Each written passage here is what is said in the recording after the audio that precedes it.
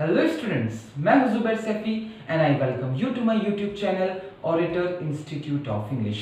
आज मैं आपके लिए एक पोयम को नरेट करूंगा और पोयम का नाम है strange fits of passion have I known, जो लिखी है विलियम वर्ड्सवर्थ ने। ये जो पोयम है इसको कंपोज्ड किया गया था 1798 जर्मनी में और इसे पब्लिश किया गया था लिरिकल बैलेड के सेकेंड एडिशन में पहली बार। ये जो पोयम है, ये पोयम इस तरह की एक भावना को बताती है कि कभी कभार एक लवर के मन में एक अजीब सा फिट्स आ जाता है, एक अजीब सा आवेश आता है कि कहीं मेरी जो प्रेमिका है वो मर ना जाए। विलियम वर्ड्सवर्थ बहुत खूबसूरती से इस पोयम के सस्पेंस को बनाते हैं और लास्ट में अपने रीडर को शॉक्ड, बेचैन और बिल्कुल सैडनेस में छोड़कर जाते हैं, जिसमें रीडर ये डिसाइड नहीं कर पाता कि इस पोयम का जो ये अंत हुआ है वो अच्छा था या बुरा था। आप इसकी नरेशन को सुनिए, मिलते हैं नरेशन के बाद।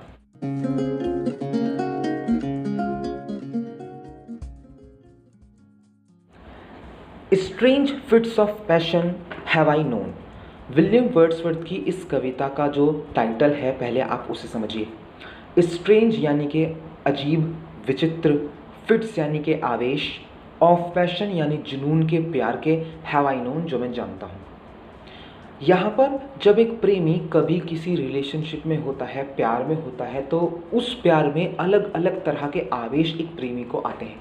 इसी तरह का एक अजीब आवेश, एक स्ट्रेंज फिट्स आपके पोएट को आया है और वो है उनकी जो गर्लफ्रेंड है लूसी, उनकी जो बिलव्ड है लूसी, उनकी मौत का आवेश कि क्या होगा अगर उनकी गर्लफ्रेंड मर जाए तो, क्या होगा अगर उनकी बिलव्ड मरी हुई पाई गई तो।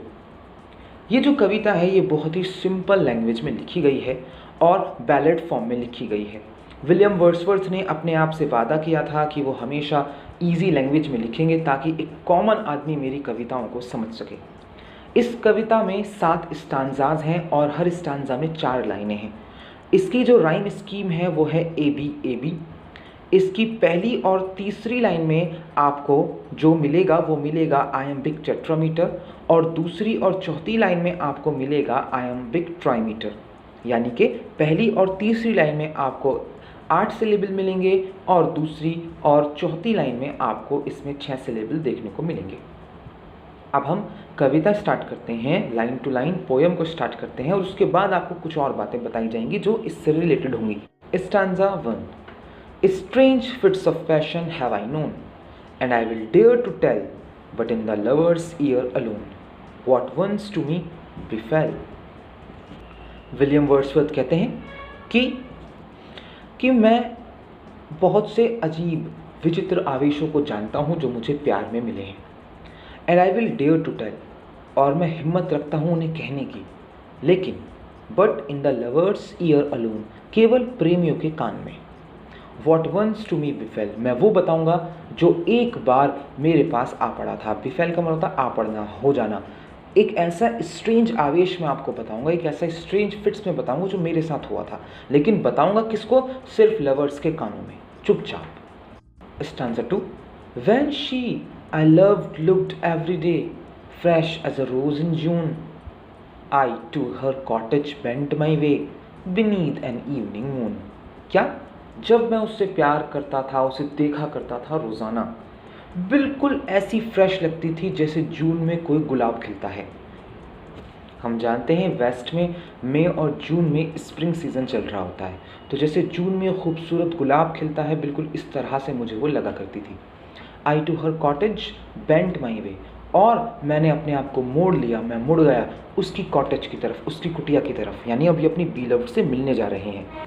बीनीथ एन इवनिंग मून, और किसके नीचे चल रहे हैं? शाम के चंद्रमा, चांद के नीचे। अभी चांद निकला ही है और चांद को छिपना भी है, अब हम चांद के छिपने का इंतज़ार करेंगे। Upon the moon I fixed my eye all over the wide lea, with quickening pace my horse drew nigh those paths so dear to me। कह रहे हैं मैंने अपनी आंखें कहाँ गड़ा दी? मैंने अपनी आंखें चांद पर गड़ा दी। ऑल ओवर द वाइडली, जो अपनी रोशनी फैला रहा था किसके ऊपर? विस्तृत चौड़े बहुत बड़े ली चारागाह पर, मैदान पर। With quickening pace my horse, मेरे घोड़े ने अपनी स्पीड को बढ़ा दिया, ड्रू नाइन, अपनी लगाम को आगे किया, यानी कि मेरे घोड़े ने गति को पकड़ा। Those paths so dear to me, वो रास्ते मेरे लिए बहुत प्यारे थे। जो रास्ता आपको आपकी बीलव्ड के घर तक ले जाए तो वो रास्ता तो आपको प्यारा होगा ही, तो वही रास्ते जो बीलव्ड की कॉटेज तक जाते थे वो पोएट को बहुत पसंद थे। And now we reached the orchard plot, and as we climb the hill the sinking moon to Lucy's cot came near and nearer still. और अब हम ऑर्चर्ड प्लॉट पर पहुंच गए, यानी कि एक ऐसे मैदान पर जहां पर बगीचा है, जो बहुत बड़ा बाग है। अब उस बाग से ही लगती हुई एक पहाड़ी है, एक हिल है, जिसके ऊपर इनकी बीलव्ड की एक कॉटेज बनी हुई है पोएट के। As we climb the hill, और हमने उसको हिल को चढ़ना स्टार्ट कर दिया। द सिंकिंग मून, अब जैसे आप ऊपर चढ़ेंगे, क्योंकि रात शाम में निकले थे जब चांद निकला था, अब चांद डूब रहा है। चांद जो डूब रहा है वो कहाँ डूब रहा है? चांद sinking moon to Lucy's cot. Cot यहाँ पर कॉटेज के लिए है, सिर्फ सिलेबल्स को पूरा करने के लिए, पूरा वर्ड नहीं लिखा पोएट ने कॉटेज, कॉट पर छोड़ दिया। जो चांद है वो उसकी लूसी की जो कॉटेज है इनकी बीलव्ड की, वो दिख रही है इन्हें। उस कॉटेज के पीछे चांद छिप रहा है, उसके पीछे जाने की कोशिश कर रहा है। केम नियर, और जैसे जैसे वो ऊपर चढ़ रहे हैं पहाड़ी पर, चांद उनके नज़दीक, एंड नियर, और नज़दीक नज़र आ रहा है उनके। In one of those sweet dreams I slept, kind nature's gentlest boon. यहाँ पर बता रहे हैं पोएट कि वो उन हसीन सपनों में से एक था जो कभी मैंने सोते हुए देखे थे। काइंड नेचर्स जेंटलेस्ट बून, सपने जो होते हैं वो प्रकृति के सबसे जेंटलेस्ट, सबसे बेहतरीन वरदानों में से एक है। And all the while my eyes I kept on the descending moon, फिर मेरी आँख गई, मेरी आँख टिकी रही कहाँ पर? ढलते हुए चांद पर। माई हॉर्स मूव्ड ऑन, मेरा घोड़ा चलता रहा, हूफ आफ्टर हूफ, खुर के बाद खुर, यानी एक कदम के बाद दूसरा कदम। ही रेज्ड एंड नेवर स्टॉप्ड, वो उठ खड़ा हुआ यानी आगे बढ़ा, ठीक है, और रुका नहीं, यानी वो हिल पर चढ़ता रहा। When down behind the cottage roof, at once the bright moon dropped, और जैसे ही हम कॉटेज की छत के बिल्कुल नज़दीक आए और हमने देखा अचानक से कि कॉटेज की छत से चांद मिला हुआ था और वो चांद अचानक से डूब गया, यानी अब आपके पोएट को चांद दिखना बंद हो गया। अब जब पूरे रास्ते वो चांद पर नज़र टिकाए हुए थे, वो सिर्फ चांद को देख रहे थे, लेकिन अचानक से चांद क्या हो चुका है? चांद गायब हो गया, चांद ढल गया। वो कहाँ छुप गया? लूसी की कॉटेज के पीछे। आखिरी लाइन ये इंपॉर्टेंट है। What fond and wayward thoughts will slide into a lover's head? Oh mercy to myself I cried, if Lucy should be dead. चांद को कॉटेज से डूबता हुआ देखकर आपके पोएट के मन में एक ख्याल आया, जैसे चांद अचानक से गायब हो गया, क्या पता उनकी बीलव्ड भी अचानक से गायब हो जाए। What fond and wayward thoughts will slide, किस तरह का निरंकुश, वेवर्ड कहते हैं निरंकुश, किस तरह का निरंकुश ख्याल ये मेरे मन में आया, लवर्स के हेड में आया। ओ मर्सी, मैंने दया मांगी, to myself I cried, अपने आप के लिए मैं रोया, if Lucy should be dead. अब ये जो कविता है, इस कविता में आपके पोएट ने एक टेक्निक का इस्तेमाल किया है, और वो टेक्निक है अपने रीडर में सिंपैथेटिक पोजीशन और सस्पेंस को बनाने का। जब एक कॉमन रीडर इस कविता को पढ़ता है, उसे नहीं यकीन है कि इस कविता का अंत इस तरह से हो सकता है कि उसे लास्ट में आकर पता चलेगा कि अरे ये क्या, ये कहाँ पर ले जाकर कविता को छोड़ा। हम क्या सोच रहे थे कि हैप्पी एंडिंग होगी, ये कॉटेज पहुँचेंगे, प्यार होगा, मिलेंगे प्रेमी प्रेमिका, लेकिन नहीं, अचानक से पोएम को कहाँ लाकर छोड़ा गया। क्या हो अगर मेरी प्रेमिका की डेथ हो गई हो तो। यही इस कविता की खासियत है।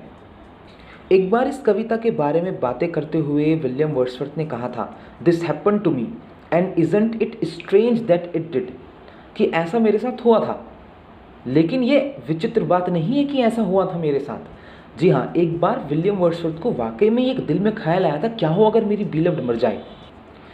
और विलियम वर्ड्सवर्थ का मानना ये था कि ये बिल्कुल अजीब बात नहीं है, ऐसा सबके साथ होता है। हम भी जिससे प्यार करते हैं, कभी ना कभी हमारे मन में आता है कि यार अगर ये चला गया मेरी ज़िंदगी से तो मेरा क्या होगा।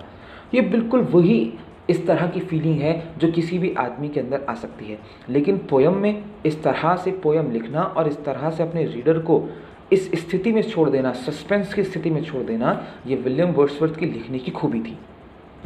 अब एक बार दोबारा से एक बार समरी ले लेते हैं पूरी पोयम की। तो यहाँ पर हुआ ये था कि आपके जो पोएट थे वो अपने आप को विक्टिम बता रहे थे स्ट्रेंज फिट्स ऑफ पैशन के, यानी प्यार के अजीब से आवेशों के। वो कह रहे थे कि एक बार इसी तरह का एक आवेश उनके साथ आया था, लेकिन वो इसे सिर्फ किसी प्रेमी के कान में ही बताना चाहेंगे। एक लड़की है लूसी जिसे वो प्यार किया करते थे। वो इतनी फ्रेश थी जितना कि कोई गुलाब होता है जून में, और वो ट्रैवल कर रहे थे उसकी कॉटेज तक उससे मिलने के लिए, और आसमान में चांद था, चांद के नीचे वो ट्रैवल कर रहे थे। उन्होंने अपना घोड़ा लिया और वो लूसी के कॉटेज की तरफ के रास्ते पर चल पड़े, जो रास्ते उनको बहुत प्यारे थे। जैसे ही वो ऑर्चर्ड बगीचे पर पहुँचे और चांद ने डूबना स्टार्ट कर दिया, और जैसे ही वो लूसी के घर तक पहुँचे तो उन्होंने देखा कि चांद ने लूसी के घर को टच कर लिया है। जब चांद क्षितिज पर कभी डूबता है तो ऐसा लगता है कि किसी बिल्डिंग पर टच कर रहा है चांद, किसी बिल्डिंग के पीछे छिप रहा है। तो इसी तरह से उन्हें वो लूसी की कॉटेज के पीछे छिपता हुआ नजर आया। जैसे ही चांद छिपता हुआ नजर आया, अचानक से उनके दिमाग में एक बात आई, एक पैशन आया, एक थॉट आया, और वो अपने आप में ही चिल्लाए, O mercy if Lucy should be dead, क्या हो अगर लूसी मर गई हो। सो आई होप आपको एक्सप्लेनेशन समझ में आ गई होगी। मिलते हैं नेक्स्ट वीडियो में, तब तक के लिए बाय बाय। 4 काम जरूर करिएगा, लाइक कमेंट शेयर और सब्सक्राइब। आप चैनल को सब्सक्राइब जरूर कर लें और आप मुझे इंस्टा पर जरूर फॉलो करें। Bye bye, take care.